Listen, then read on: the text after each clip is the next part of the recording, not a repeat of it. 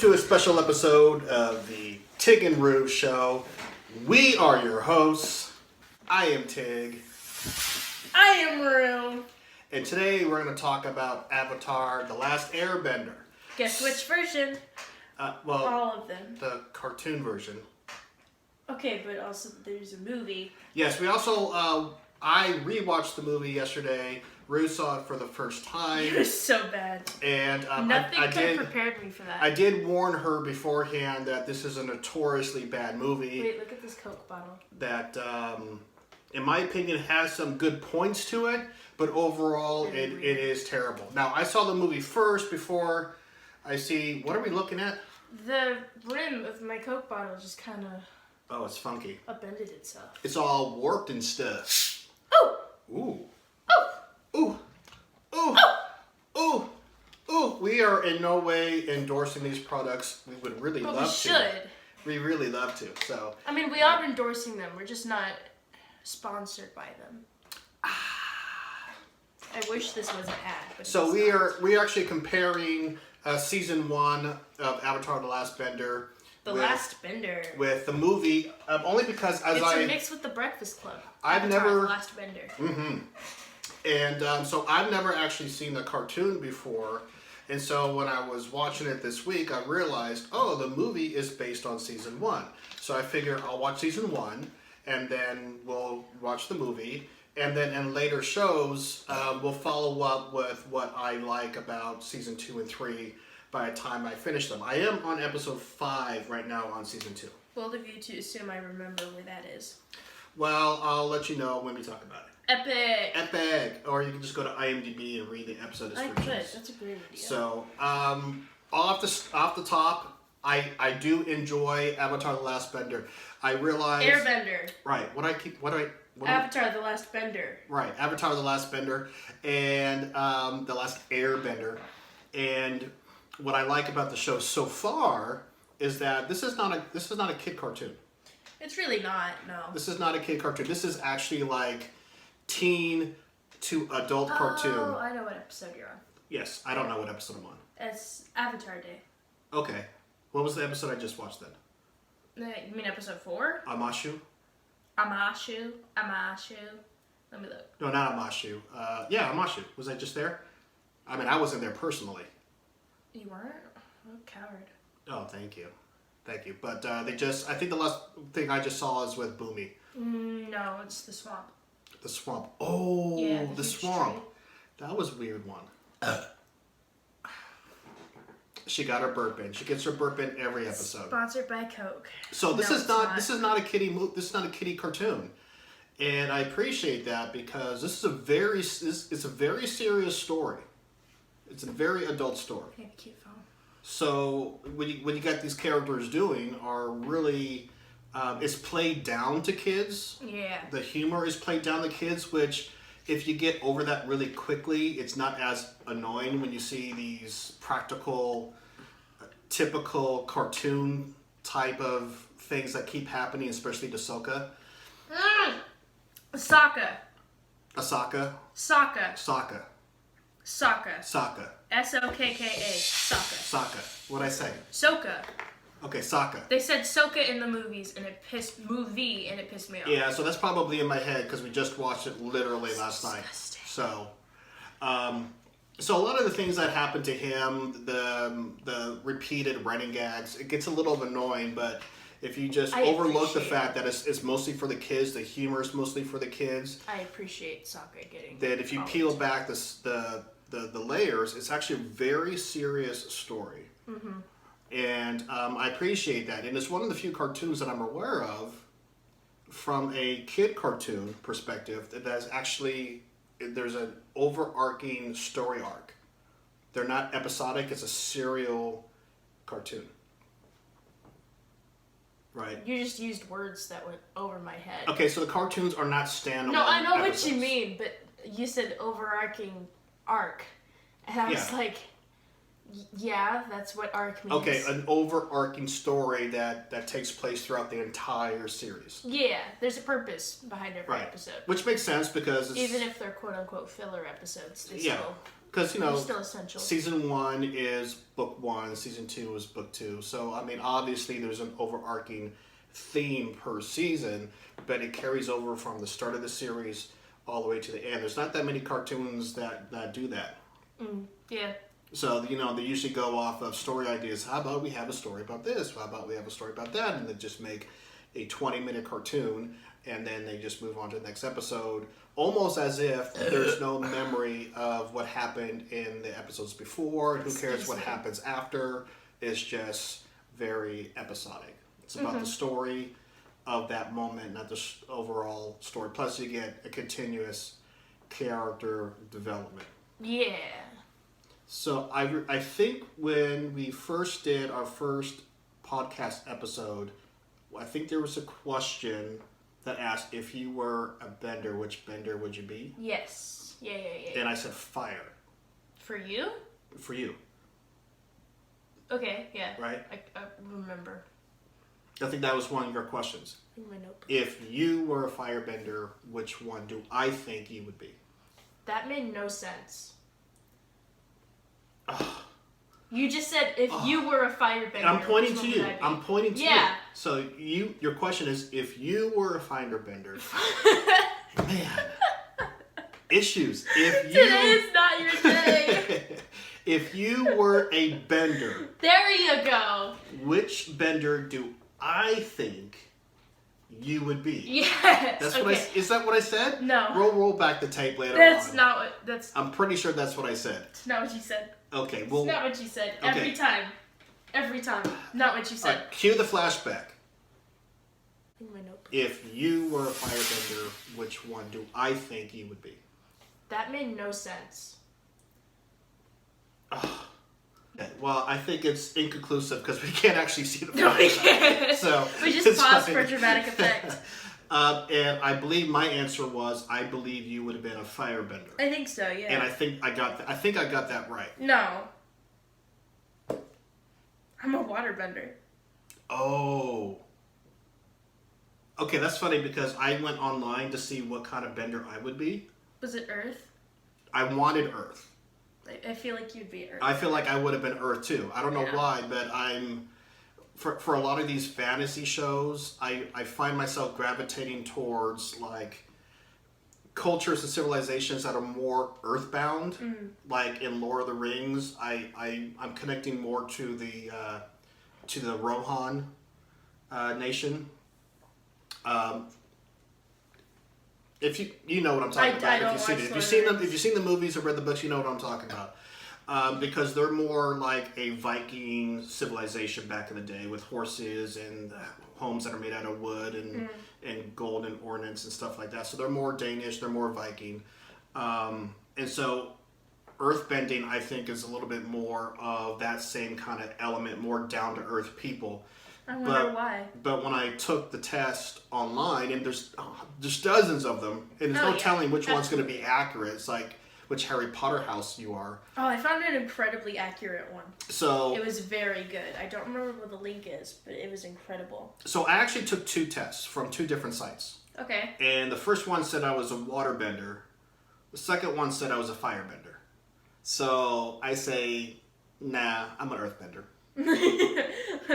Okay. I'm an earthbender. Good to know. So I love taking tests just to disregard whatever answer they give me. yeah, well, if you got 2 conflicting results and they're both on the opposite ends of the spectrum. Yeah, because water and fire are opposite elements. Yeah, so I'm really an earthbender.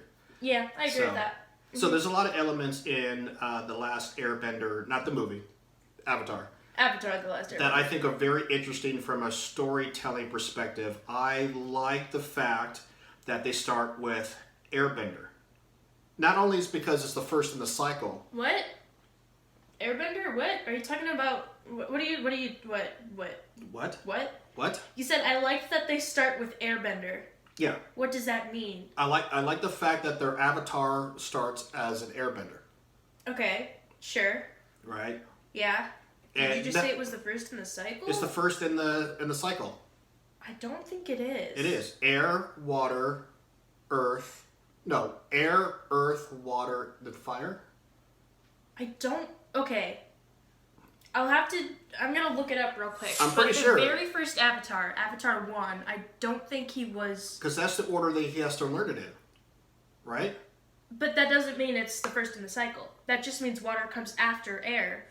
So he has to, quote, learn okay. that Well, cycle. so then he has to. Okay, then he has to learn the talents in the order of the cycle that he's in, right? Yes. Okay. Yes. But what I like about that, now this is where we get a little bit deep. Ooh. Is that we're not superficial anymore. From a story writing perspective, I like the idea that you start with airbending because air essentially is very passive. Yes. Okay. The air nomads are very passive. So it's very passive. So you're starting with the most passive element, the most passive character you could start out with, because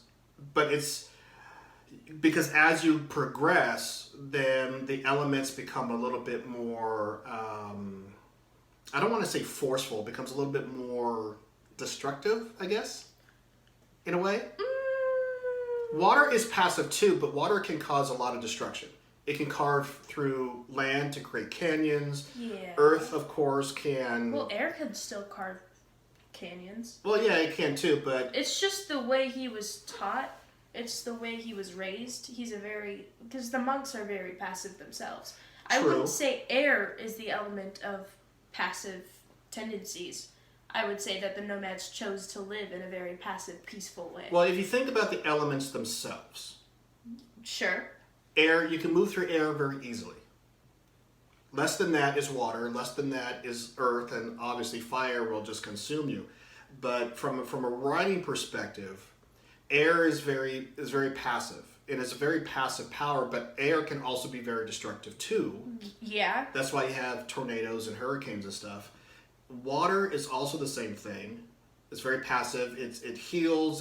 It brings life, but it also can take life. It's very destructive with floods and things. Yeah. So I like the fact that you have this very young child, a 12-year-old child, and he has this very passive ability to start out with because it's juxtaposition.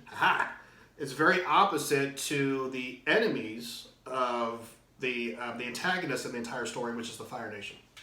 Yeah. Okay. Very powerful and very destructive. Okay. So there's that. Sure. Just like the antiframe. Oh no. Oh no. Oh no. No. Everyone in cinematography school is Killing us. disliking this episode. Absolutely destroying us. So I like that. I like that. I like the story so far. I like the characters. I do have a little bit of an issue with Zuko. Zuko or Azula? Zuko. Okay. Why? Well, because he is set up to be at the very beginning like the main enemy of the show, but in a very cartoon fashion. What they do with kids shows is that they make the villains oftentimes very comical and useless, and when they have scenes with those villains, they're not really doing anything. Okay. But once you get to the root as to why Zuko is doing what he's doing, you realize he's really not the bad guy of the story at all. Yeah. He's really, if he walks down the right path and his uncle's helping him staying on the right path, he's really a good guy. Mm-hmm. And he starts out as a good guy when you get to his origin story, which I think is in episode 4. Probably. Yeah, that makes sense. The same episode that Aang is also getting his backstory. Which I really liked about that. I love that they had both of those backstories in the same episode. I don't know what it was. I just really liked the kind of sense of parallelism between them. Well, I like the fact that you always get an origin story of the hero, and oftentimes you get an origin story of the villain, but not every show will do that. Yeah. And it's because it's difficult, because with the hero, it's very obvious as to what kind of story they're telling in terms of the journey, because every hero has the same journey. It doesn't usually happen in order, but the hero's journey is usually the same. And a villain's story arc in their journey, I don't think it's ever really been mapped out. If it has been, I don't know about it. Oh, yeah. But Zuko is kind of on his own hero's story. Yeah. And as soon as you realize that, you're realizing the only reason why he wants the Avatar is to return home. Yeah. He doesn't want to kill the Avatar. At least not that I know of right now. Well, I mean, it would be stupid to kill the Avatar anyway because he just reborn. The only reason why he is on that obsession, not in the same way that Ahab or Moby Dick was, but the only reason why he's on that obsession is because he was brutally punished and banished. Abused. For trying to save soldiers' lives, or was it citizens' lives? It was soldiers. Soldiers' lives on a strategy that would have sacrificed them needlessly. Yeah. And so he challenged the general who he thought gave that order, but the order actually came from his father, the king. Well, the order did come from the general, but his father showed up instead because it was like a disrespect to the general, but if you disrespect the general, you disrespect the king who trusts the general. Yeah. Even though he's not a king, he's a lord, but... So instead of fighting his father, he said, I can't beat you. He just stood there, really, and let his father wailed on him, and, that's... Well, we don't see it, it's off. He begs for forgiveness. He begs for forgiveness, and it burns, basically, like, not a third of his face, but a good portion of around his eye. That's where the scar is coming from. A fourth, maybe. So you realize he's really a good kid, but now he's on this obsessive path to, I guess, prove his father wrong. Yeah. To reclaim his right to be the heir. I have a feeling later on that if he does succeed, that he would actually be a good king if his uncle is still alive, because his uncle keeps him in check. Lord. But then he's got a sister too, who is a conniving, evil. Evil what? I don't know. I don't want to be this explicit, but she's going to be a problem too. Oh, absolutely. So you take that, and you try to take that information, and you try to pour it into the movie. Yeah. And you've got a problem. Yeah. The movie rightly assumes that you're familiar with the cartoon, but it takes that for granted because it moves slightly too fast, doesn't explain anything. There's too much plot in the entire first season that you can't translate into it skips a less than 2 hours. It skips a lot. It's really bad. So ever since like the beginning, when I first started getting into Avatar, which was years ago, and then and I've heard about the movie. And they were like, oh, it's so bad. You don't want to watch it. It's terrible. It's an injustice to the movie. And I was like, okay, I know it's bad, but it can't be that bad. And then I got it for Christmas one year. And I was like, I'm going to save this movie for a special night where I can set it aside, make some popcorn, and roast the crap out of this movie. And I think that was 4 years ago. Around there. Around there. So it's been sitting in our house for 4 years. And then he pulls it up on Netflix last night.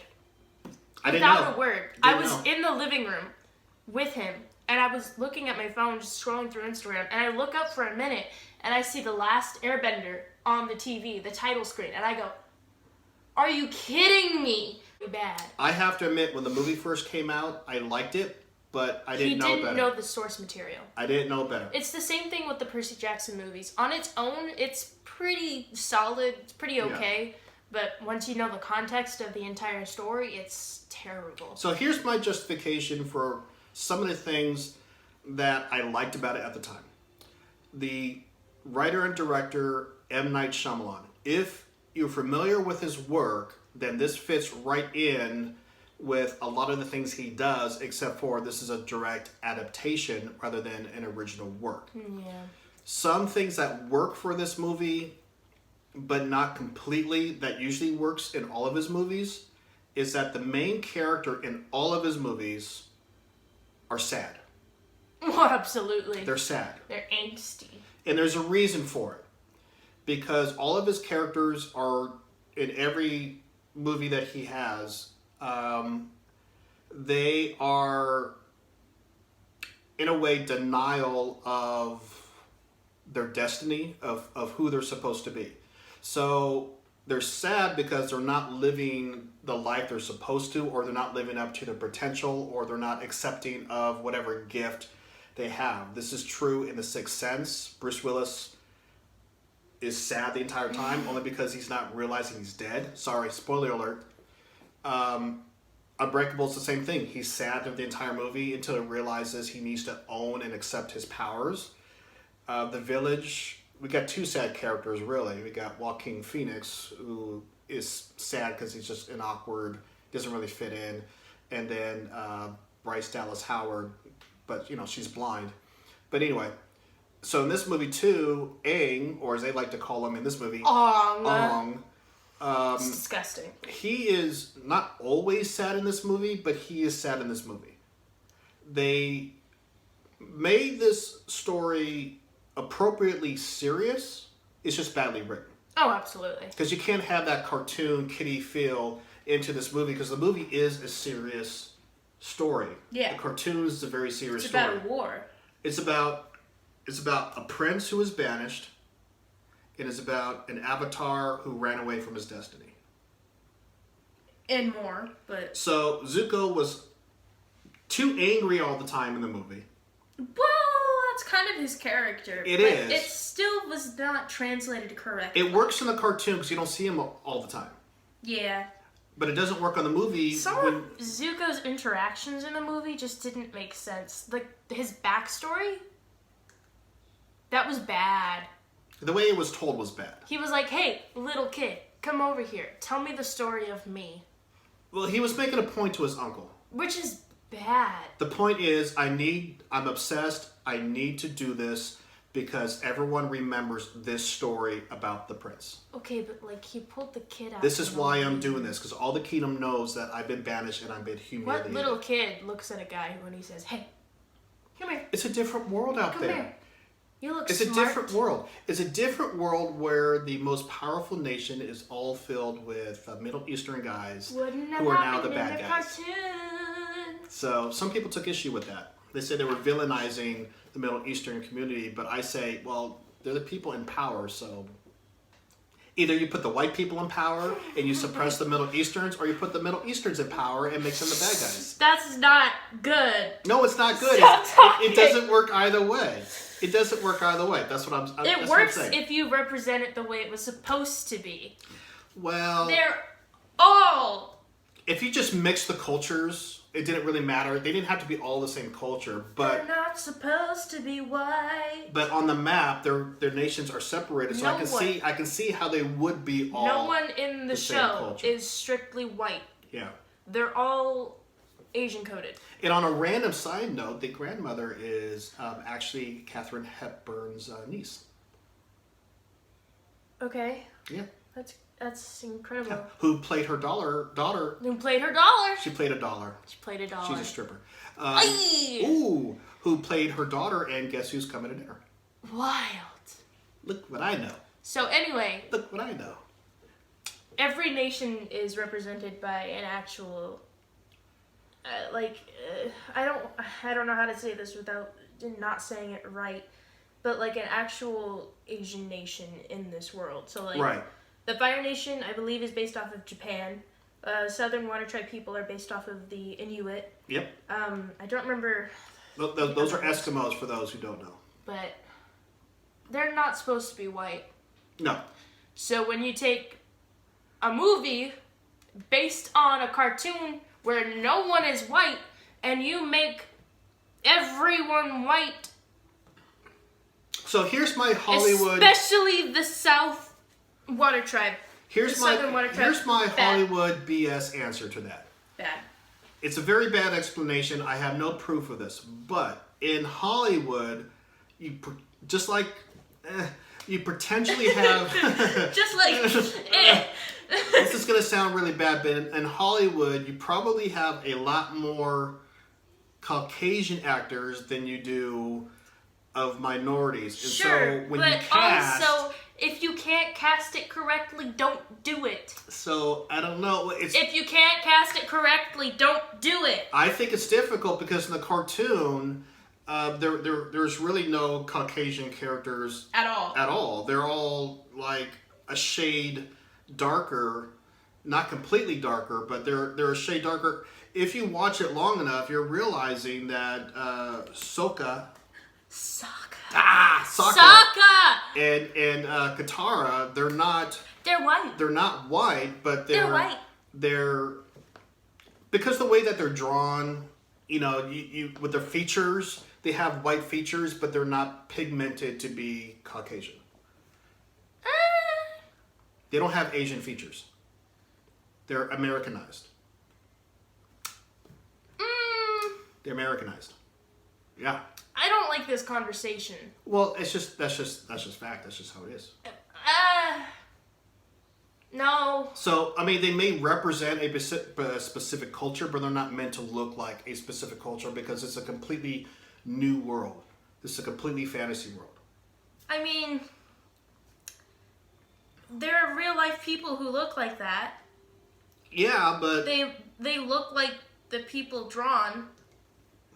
Yeah, I don't think those features are strictly white-centric. Well, what I'm trying to say is with a cartoon that is very highly, if not completely influenced by the Asian culture, with the martial arts, with the elements, that they are not purposefully drawn to look like Jackie Chan, Jet Li, or whatever. Mako, obviously. I don't like this conversation. Well, I'm just trying to explain. I don't want to talk about this.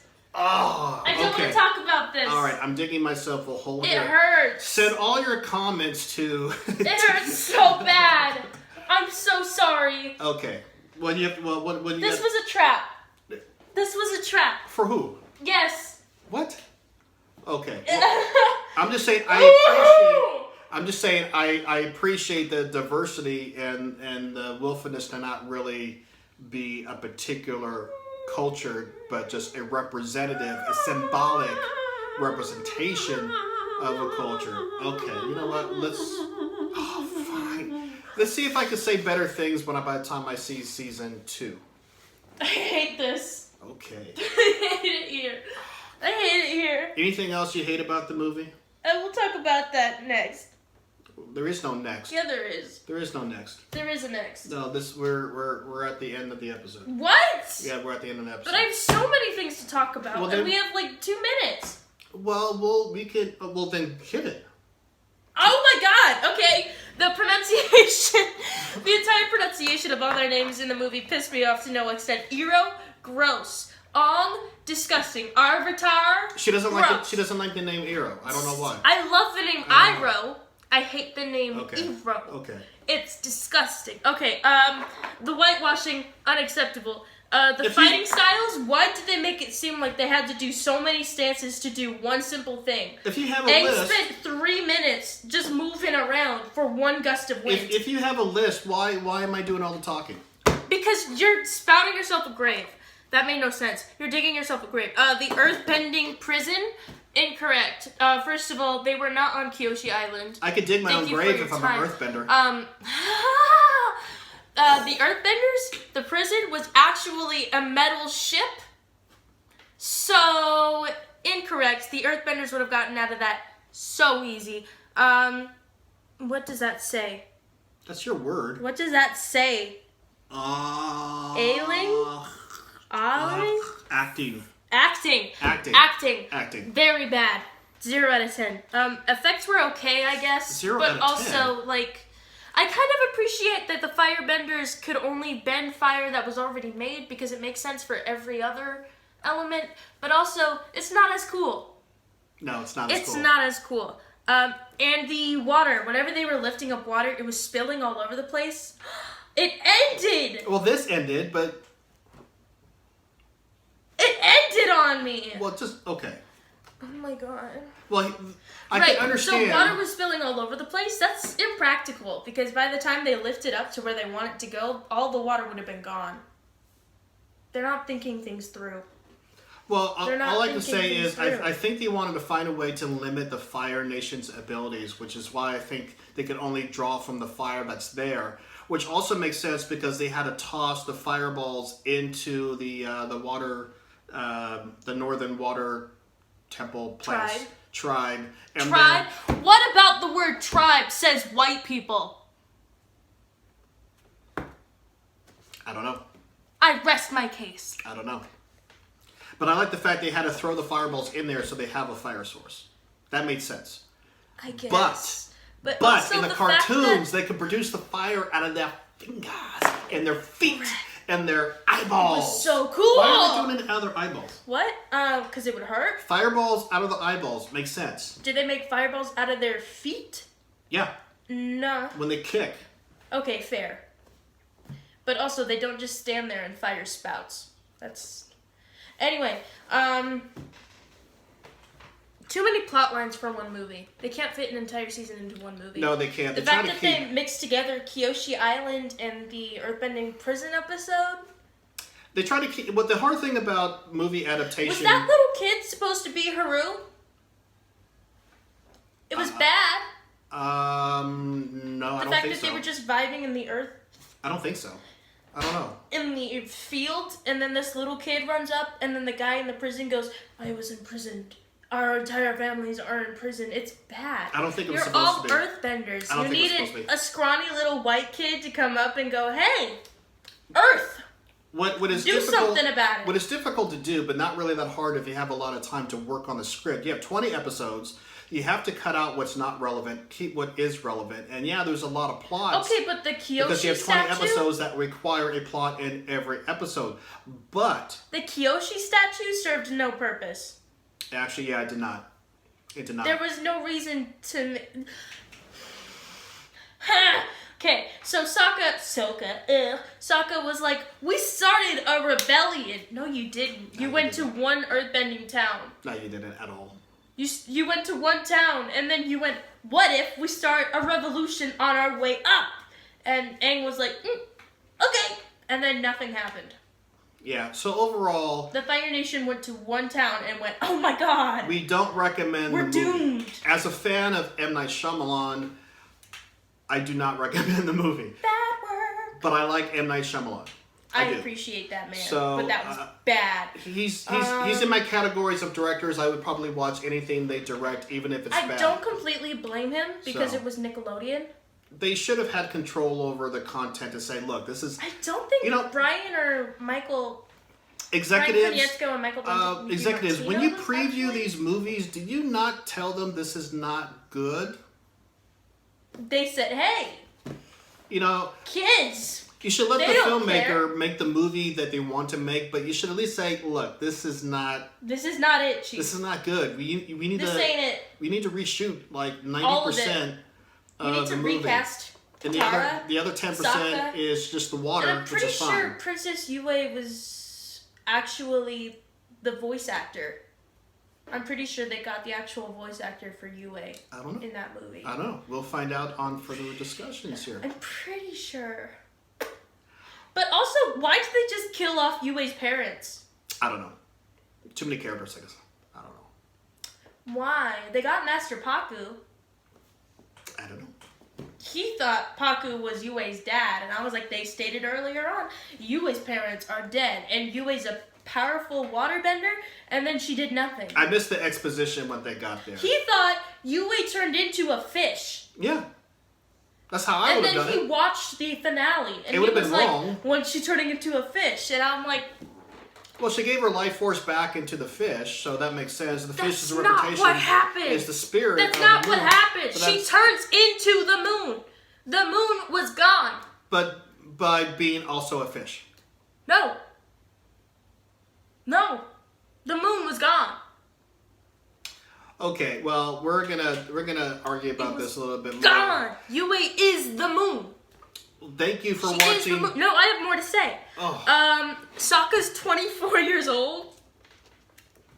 The kid's supposed to be 16. He's supposed to be the same age as Zuko. Zuko looks like a tiny little toddler. And then there's Sokka, who stands 3 feet taller than him. You do demand. You do demand. What else you got? Zuko's scar? Yeah. Terrible. It wasn't there. No. He's already brown. You can't just put red on top of it and say, gone. No, he should have been a little bit more just figured. Tap his face, gone. He should have been a little bit more disfigured, I agree. And his hair. His hair should have been like halfway burnt off. No, I mean in general, his hair should not have been short. His hair he should not have had hair. Fair. Except for the ponytail. Yeah. Which wasn't there. The only thing they did to his face was cut off the end of his eyebrow. They said, done. Yeah, because, you know, him and his uncle, when they cut it off, that's supposed to be a symbolic of breaking away from... Slight spoilers for season 2. Yeah, but... sorry. I'm pretty sure you've seen it. If you're listening to this or watching this, you've seen it already. Well, technically just watching because it ended. Yeah. That's... Anyway. Right. So... I appreciate the actor for Sokka because he was in Twilight and I love Jasper, but also... Yeah, it wasn't really... M. Night Shyamalan has a style where the actors don't really... Sweetie, that ain't it. The actors really don't act. They really emote. They just say. Yeah, they say words and they emote, and that's really... They stay just there. Speak. They stand, they say their lines, they emote. There were really a lot of close-ups on Katara for no reason. Yeah, she wasn't The entire Yue Sokka scene where she was like, I need to do this. And he was like, why trust him? He's Fire Mage. She wasn't as vital to this movie as she should have been. And then she just pan in on Katara going. So, there's that. In the meantime, thank you for watching this special episode of the Tig and Roo Show.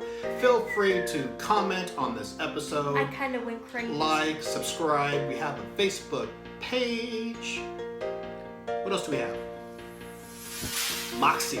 I'm just thinking of all those benders who did so many movements for one person. Because it's artistically choreographed. And then it's just a little... Yeah, it's like Michael Jackson dancing for... It's like, Michael, we just want you to spin. And then the fight sequences. I was like, oh my god. How are they gonna do that? They're just gonna be moving for 3 minutes for one little spark of fire. And then suddenly they could fight.